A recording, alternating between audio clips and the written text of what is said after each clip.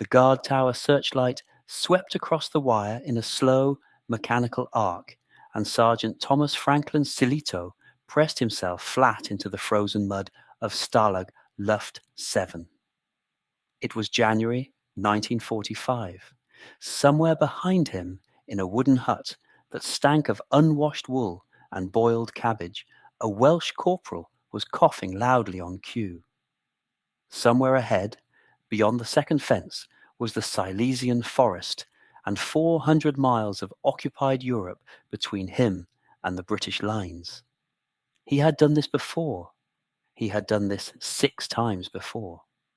Most men, captured once by the Wehrmacht in 1942, would have counted themselves unlucky. Most men, recaptured a second time after a fortnight on the run, would have accepted their fate and waited for the Red Cross parcels. Thomas Silito was not most men. He was a sergeant in L Detachment, the original Special Air Service, hand-picked by David Stirling in Cairo, blooded in the Western Desert, and possessed of a peculiar, almost monastic conviction that a British soldier's duty did not end at the gates of a prisoner of war camp. It began there. By the time that searchlight slid past him in the Polish snow, Silito had escaped from German custody on 6 separate occasions. He had walked out of an Italian transit cage near Tobruk.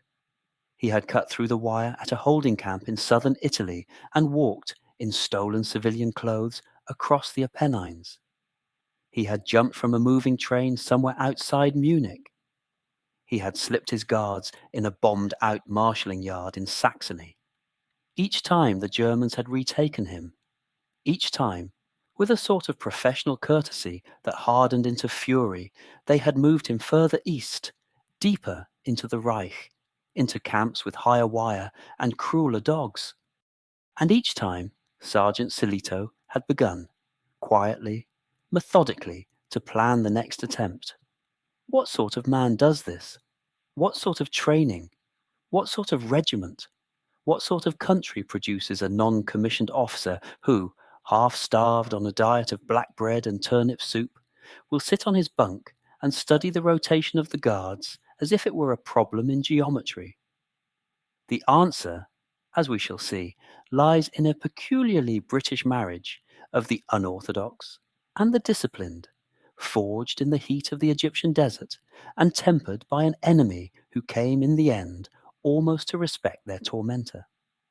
This is the story of a sergeant whose name appears in no headline and on no plinth in Whitehall.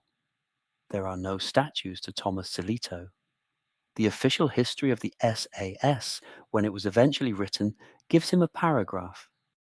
The files at the National Archives at Kew, in series W0208 and W0311, give him rather more.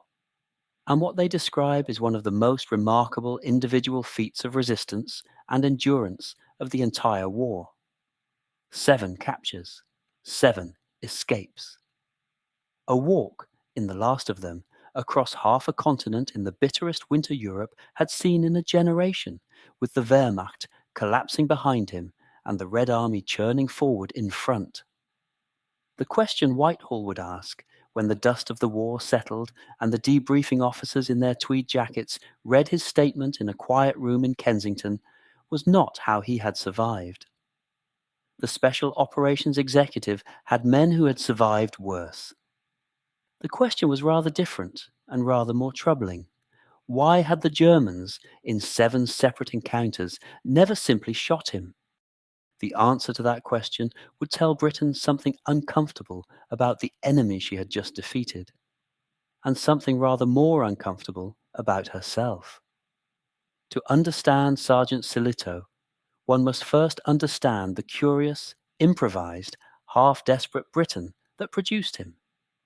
In the summer of 1941, when he first volunteered for what was then called L Detachment of the Special Air Service Brigade, a brigade that did not, in fact, exist, the name being a deliberate piece of misinformation cooked up by Brigadier Dudley Clark's deception staff in Cairo. The British Empire was alone, exhausted, and very nearly bankrupt. France had fallen the previous summer.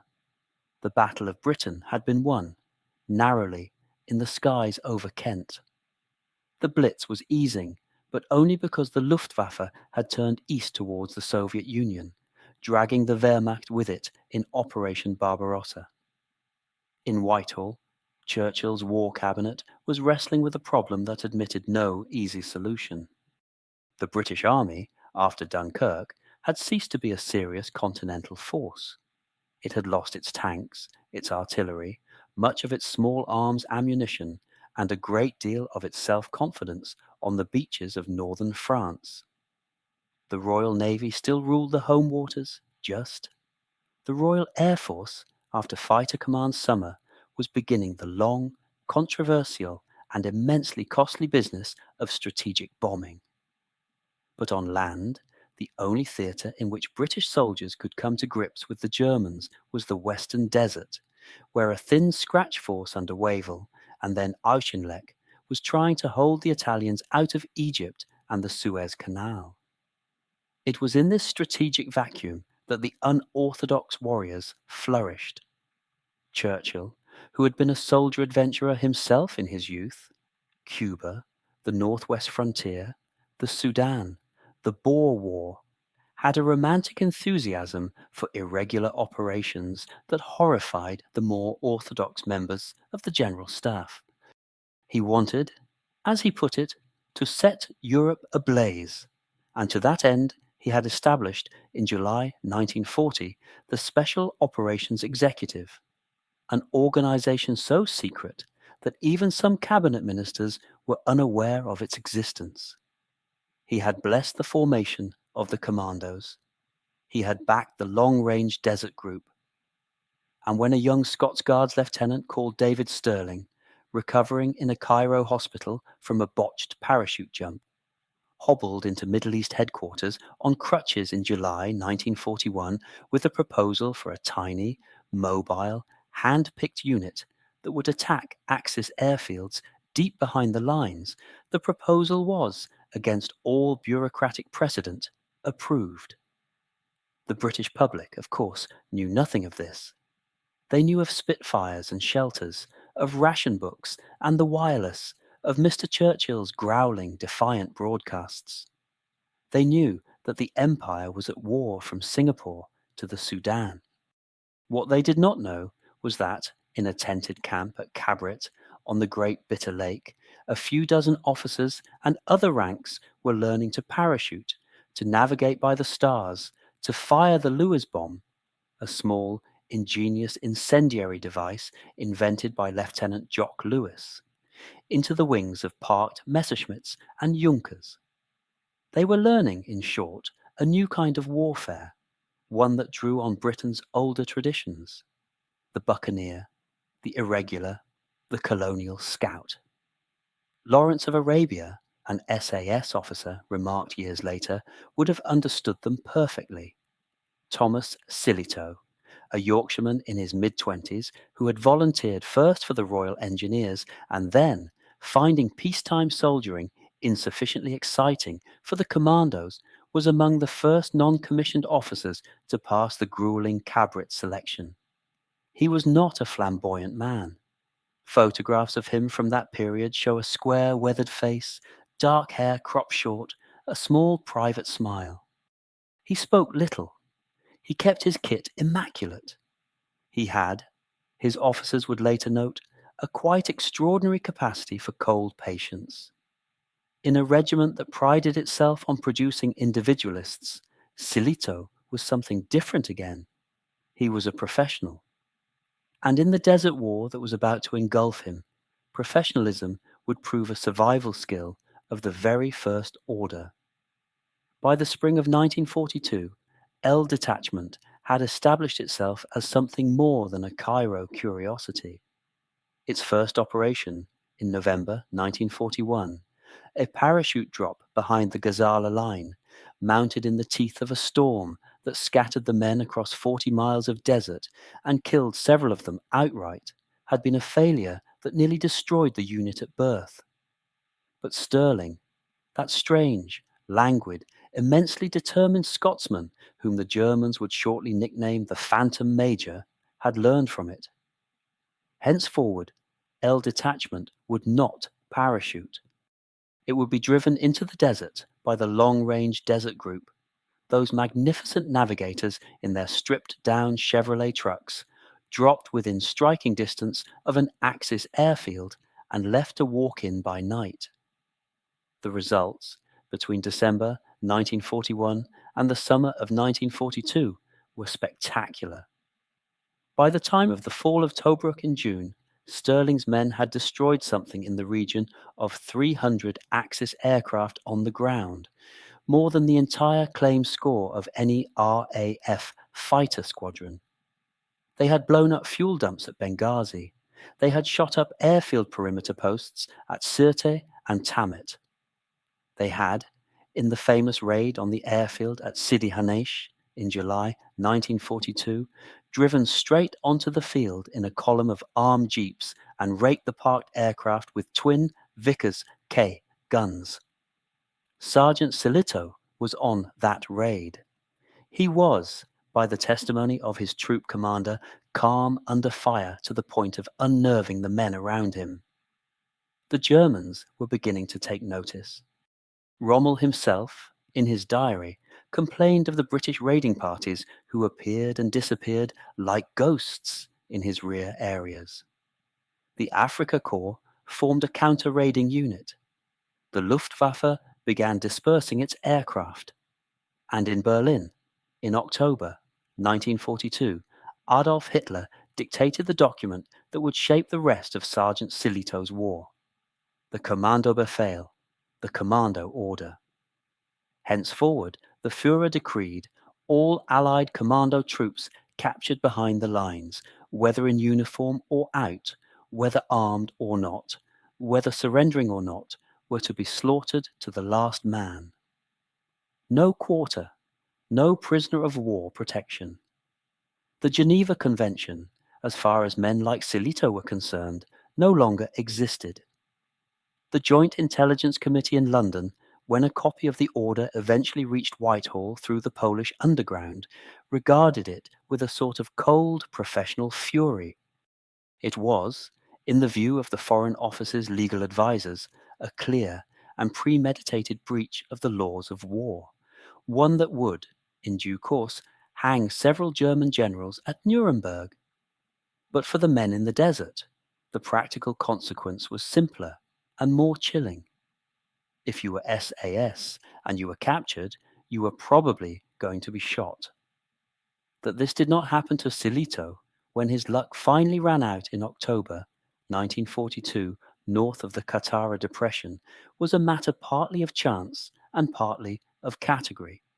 He had been wounded, a graze along the thigh from a Schmeisser burst, and was taken not by Wehrmacht troops but by Italians. The Italians, whatever their other failings, had not signed up to Hitler's order. They patched him up, fed him a bowl of pasta and a glass of rough red wine, and sent him back through the lines to a transit cage outside Mersa Matruh.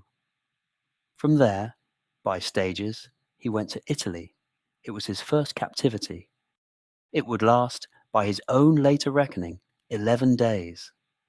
The first wire he ever cut was strung along a sun-baked compound near Bari, and the first set of guards he ever fooled were the bored conscripts of a third-rate Italian infantry battalion.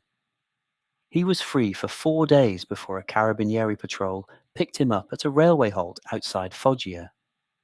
The pattern, although neither he nor his captors yet knew it, had begun.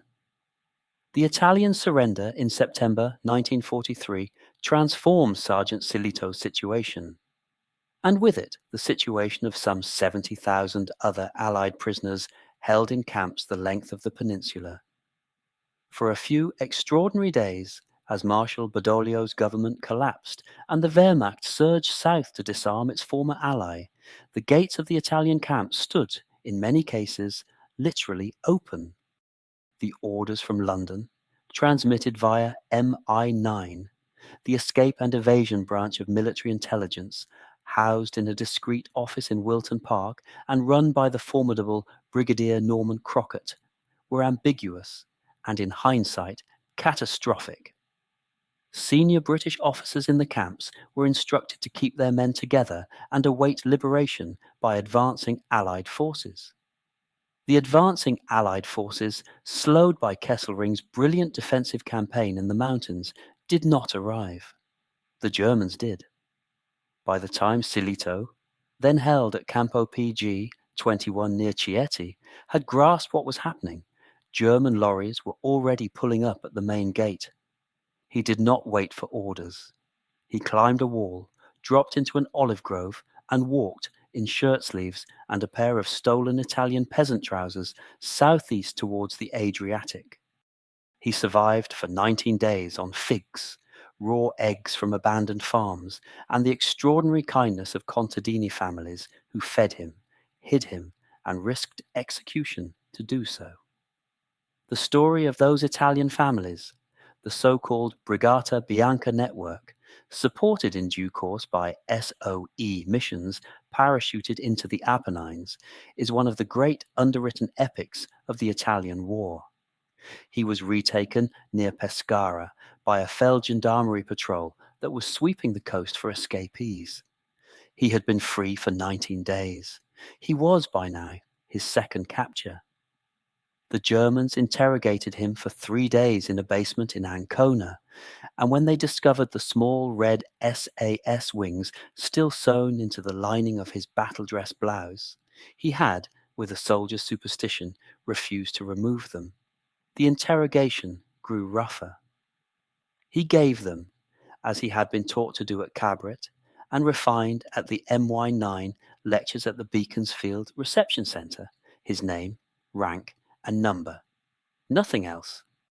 He was lucky, again, in his captors. The senior officer in Ancona that week was an old-school Wehrmacht major who, whatever his private views of the commando order, was unwilling to apply it to a captured British sergeant in his own headquarters. Silito was put on a train north, into the Reich, bound for a Stalag in Bavaria. He jumped from the train somewhere south of the Brenner Pass. He was free for 48 hours. He was retaken. That was his third capture. The pattern was now established, and the Germans, in their meticulous way, began to keep a file on him. The Abwehr, German military intelligence, then in the last months of its existence, before Himmler swallowed it whole and folded it into the SD, opened a case on the British sergeant who would not stay caught. They moved him further east to a camp near Görlitz in Silesia. He cut the wire there in March 1944, made it as far as the Oder, was retaken. That was his fourth. They moved him again to Stalag 4B at Mühlberg.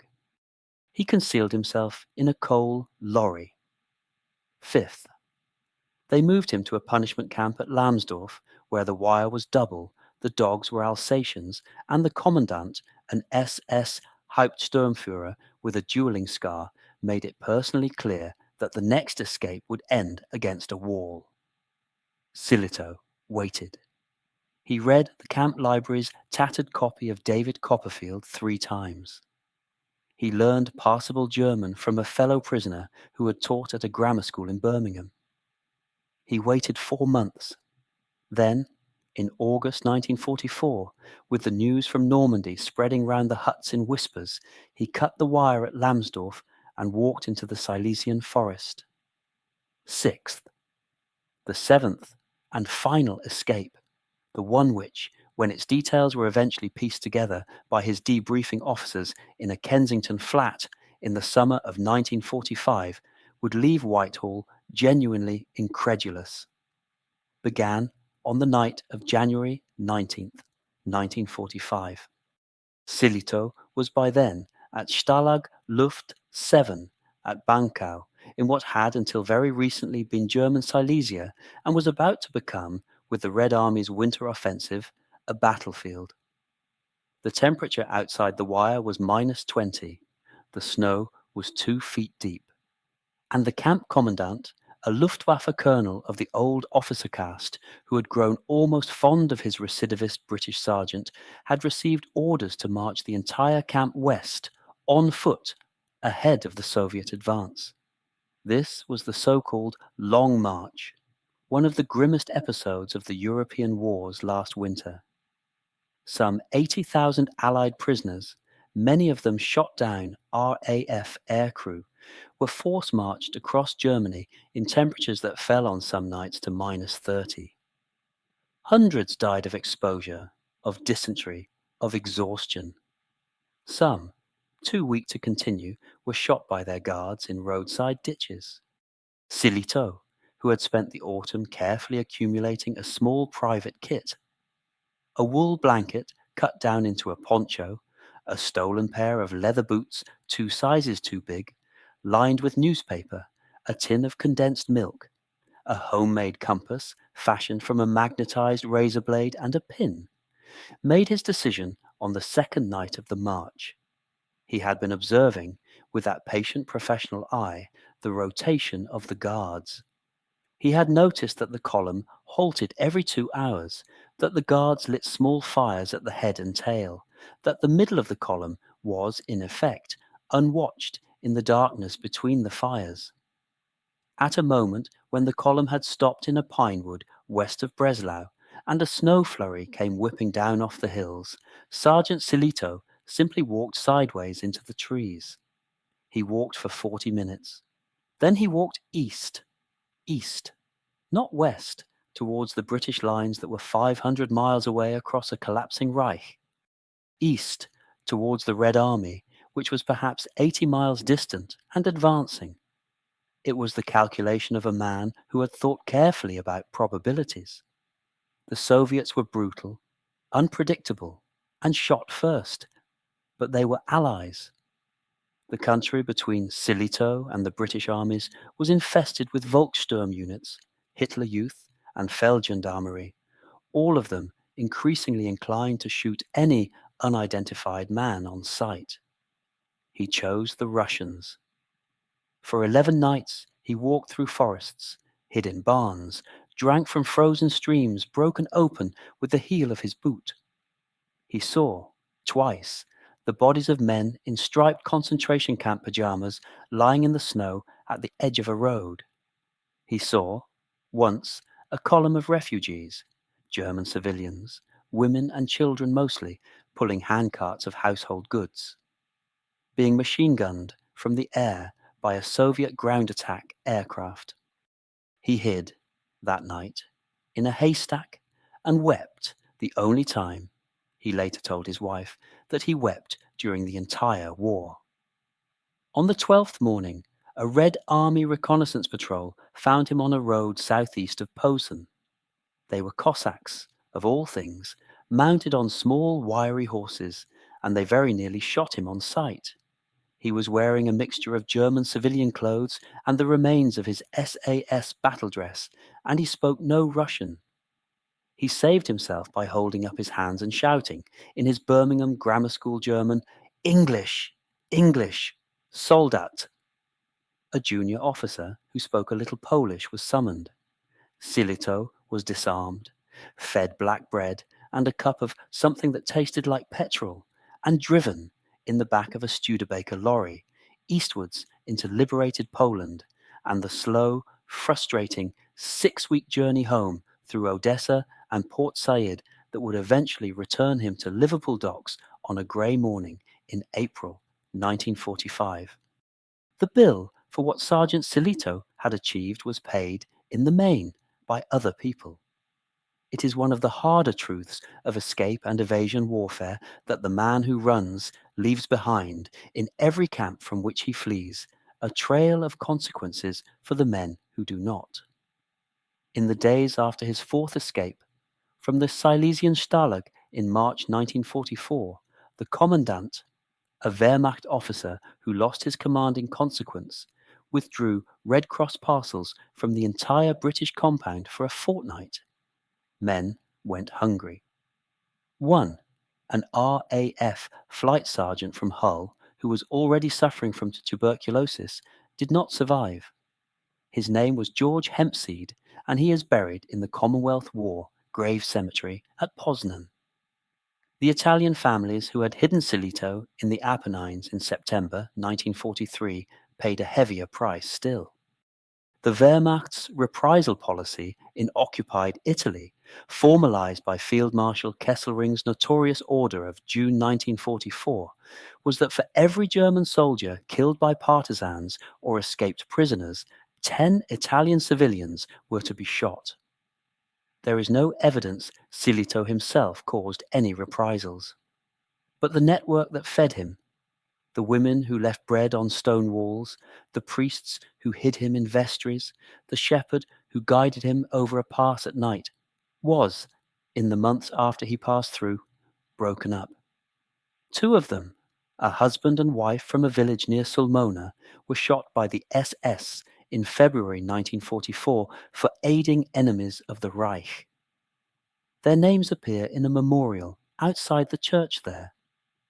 Silito, when he learned of their fate after the war, travelled to that village in 1947, paid for a small marble plaque, and was never able to speak of them without his eyes filling.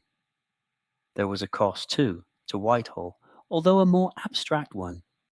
The intelligence that Silito brought back, about camp conditions, about the location of forced labour units, about the routing of railway transports, and, most chillingly, about what he had glimpsed in the snow on his final walk, fed into the growing dossier that the Foreign Office was assembling on German conduct in the occupied East. Anthony Eden, then Foreign Secretary, had been receiving such material since 1942, when the Polish government in exile's courier Jan Karski had brought the first eyewitness accounts of the death camps to London. By 1945 the dossier was thick. Silito's debriefing, conducted at the MY9 Reception Centre at Wilton Park in May 1945, added a few more grim pages to it. The SAS itself paid a different kind of price.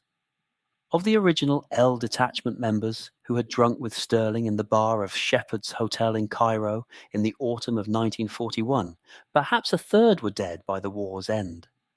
Many had been captured behind the lines in France in 1944, after the Normandy landings, during Operation Bullbasket and Operation Leuthen, and had been shot in execution by the SS under the standing terms of Hitler's commando order.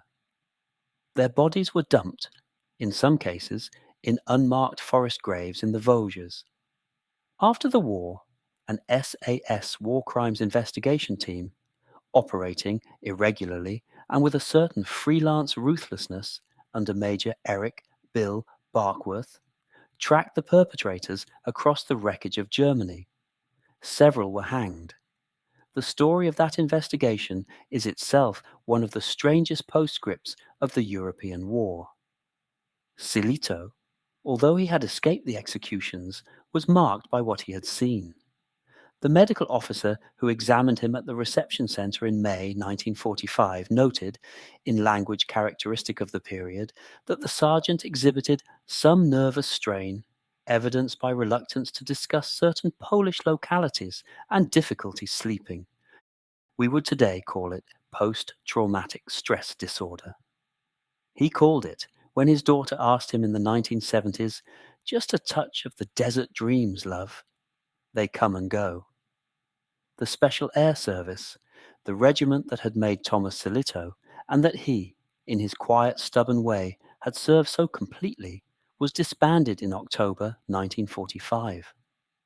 The reasoning in Whitehall was characteristic of the period and, in retrospect, almost willfully short-sighted. The war was over. The treasury was empty. The empire was being demobilized hurriedly and chaotically from India to Palestine. There was, the Army Council concluded, no peacetime role for a regiment of bearded buccaneers in stripped-down jeeps. The regimental colours were quietly laid up. The surviving members were returned to their parent units or to civilian life. Stirling himself, released from Colditz, where the Germans had eventually deposited him after his own capture in 1943, went into business in Africa. It would prove a brief disbandment. By 1947, the colonial wars of the early Cold War were already beginning, and the Foreign Office and the Colonial Office between them were discovering in Malaya, in Kenya, in Oman, in Aden, that conventional infantry battalions were not the instrument of choice for jungle ambush, hearts and minds patrolling, and the assassination of insurgent leaders in the bush. The 21st SAS, a territorial army unit incorporating veterans of the wartime regiment, was raised in 1947. The 22nd SAS, the modern regular regiment, followed in 1952 in Malaya, fighting the communist insurgency under the steely command of Lieutenant Colonel Mike Calvert. The Hereford-based regiment that the British public would come to know dimly and at second hand after the storming of the Iranian embassy in 1980 was a direct descendant of the unit that had taken Sergeant Silito into the desert in 1942. Silito himself did not return to soldiering. He was, by 1945, 28 years old, married to a Birmingham woman he had courted on a single 48-hour pass in 1941, and acutely conscious that the war owed him nothing further. He took a job in the Midlands motor trade, rose to become a foreman at a Longbridge assembly plant, and lived with his wife Mary and their 3 children in a semi-detached house in Edgbaston. He drank a half of mild on Friday evenings at his local. He did not, for 30 years, speak of the war. The Cold War, when it came, brushed past him as it brushed past most of his generation. He read the newspapers. He followed, with a professional's eye, the SAS's growing reputation in Borneo and in Aden. He noted, in 1961, the discreet announcement that Brigadier Sir Fitzroy MacLean, another original SAS officer, had been received in audience by the Queen. He saw, on his small black and white television, the news of the Iranian embassy siege in 1980 and watched the black-clad figures abseiling down the front of the building in Prince's Gate. And he turned to his wife in the armchair beside him and said, very quietly, "Those are my lot." It was, his daughter later remembered, the only time she ever heard him acknowledge, in her presence, his old regiment. The special relationship, in those Cold War decades, was reshaping itself around new forms of intelligence sharing. The UK-USA agreement, signed in 1946, that bound GCHQ at Cheltenham to the NSA at Fort Meade. The joint nuclear understandings that survived, just, the Suez humiliation of 1956. The Five Eyes architecture that would still be operating 60 years later. None of it would have been possible without the practical, hard-won experience of wartime irregular warfare. The ME, 9 escape lines, the SOE circuits, the SAS deep penetration patrols. These were the seedbeds from which the post-war Anglo-American intelligence community grew. Whitehall remembered, even as it forgot the names of individual sergeants.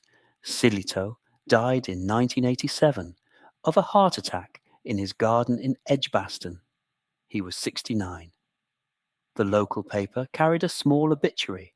The regiment sent a wreath. What does the story of Thomas Silito tell us when we set it down at last? It tells us, in the first place, something rather important about the kind of war Britain fought between 1939 and 1945, and the kind of country she was. The American war, in popular memory, is a war of industrial mass, of liberty ships, of Sherman tanks rolling off Detroit production lines at a rate of 1 every 20 minutes, of B-17 formations darkening the sky. The Soviet war is a war of human mass, of frozen, indomitable Red Army divisions, of T-34s, of Stalingrad. The British war Sandwiched between these two giants is something different and harder to name. It is, in part, a war of individuals, of codebreakers at Bletchley, of fighter pilots in Spitfires, of agents parachuted into French farmland with a forged identity card and a cyanide capsule, of a sergeant in a Silesian pine wood walking sideways into the dark. This was not, of course, the whole British war. Britain raised, equipped, and fielded vast conventional forces, the 8th Army in the desert, the 14th Army under Slim in Burma, Bomber Command's 1,000-bomber raids, the immense fleets that put men ashore in Normandy.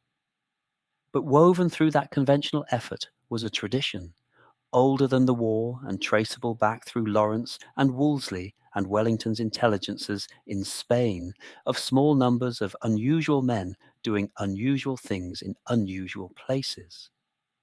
Thomas Sillitoe belonged to that tradition, so did Stirling and Lewis and Paddy Mayne. So, in their different ways, did the women of SOE's F section, the Polish cryptographers at Bletchley, the boffins at Malvern who invented radar. It tells us something too about a particular British conception of duty. Sillitoe's 7 escapes were not, in the strictest military sense, necessary. The intelligence he brought back was useful, but not decisive. The German divisions tied up in pursuing him were a handful at most. He could, after his second capture, have sat out the war in reasonable safety. He chose not to. Why? When his daughter Susan finally pressed him on the question, sometime in the early 1980s, he gave her an answer that has the ring, to this writer's ear, of something genuinely characteristic of his generation and his country. Because they were the Germans, love, he said, and I was a British soldier. And that's what British soldiers did. It is a sentence one cannot quite imagine an American or a Russian or even a Frenchman saying in quite that way.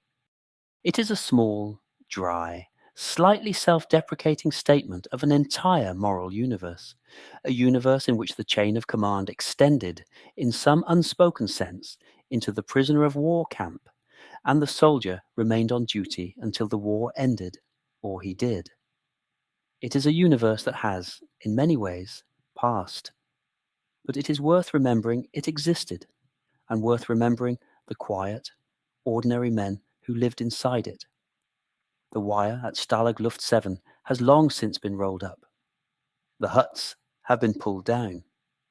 The forest that Sillitoe walked through in January 1945 belongs now to Poland, and the children who play in it have no German at all.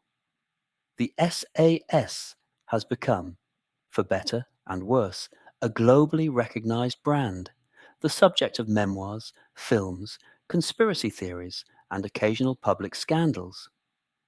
The original sergeants who walked with Stirling into the desert have, almost all, gone. There remain only the files at Kew, the small marble plaque outside an Apennine church, and the memory, in a few families, of a quiet man who would not speak of his war. That is your story for today. If it moved you, if you think the name of Thomas Sillitoe deserves to be a little less obscure than it has been, do consider liking the video and subscribing to the channel. We have more of these forgotten British soldiers to bring you in the weeks ahead. And tell me, in the comments below, whose escape, whose stand, whose quiet act of courage you would like us to tell next. We read everyone,